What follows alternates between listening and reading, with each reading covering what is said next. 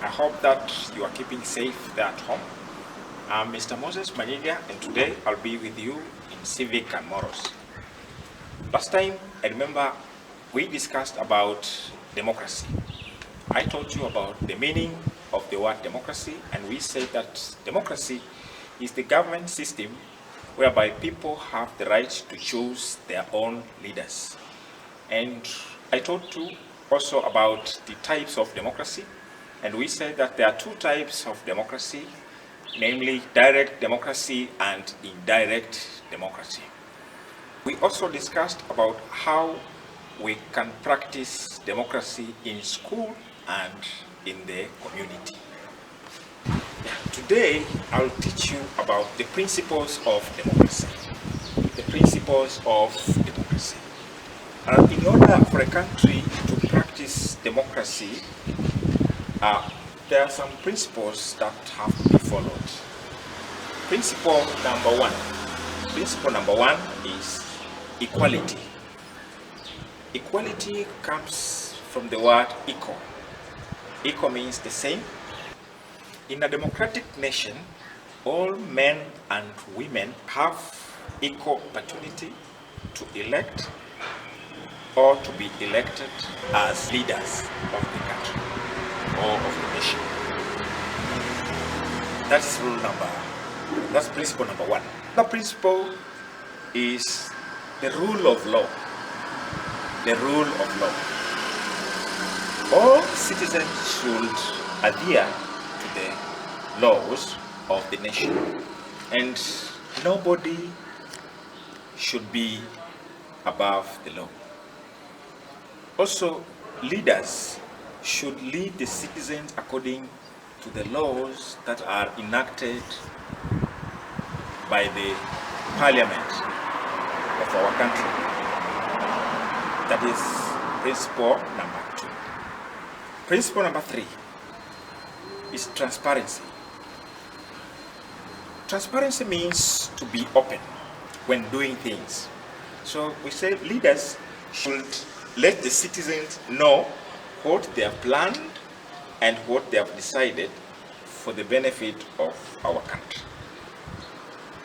And also, citizens should also know how and why leaders make decisions on various matters of the country. That is principle number three. Principle number four. Leaders should be answerable for the consequences of their decision they have made on behalf of the community they represent. That's principle number four. Principle number five. All men and women should have a voice in decision making. And that principle can be strengthened through freedom of speech. Another thing is importance of democracy or benefits of democracy. Benefit number one, democracy allows people to choose good leaders who will represent them in the organizations or in the certain positions. So that is important, number one. Number two, democracy promotes unity. We say democracy allows people to interact freely during different events like ceremonies, like marriage, like sports and games. So when people interact with each other, they promote unity. Number three, democracy promotes sharing. Democracy promotes sharing. People who practice democracy share the available resources correctly in the community.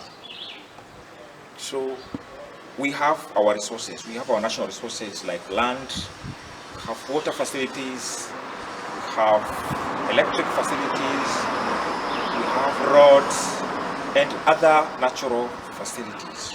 So those facilities can be shared equally when we have democracy. Another importance is that democracy enables decision making. When leaders conduct a meeting, for example, maybe it's a village meeting. It enables people to decide what they like and to set the priorities of their needs. And the last benefit for today is that democracy promotes fairness and equality.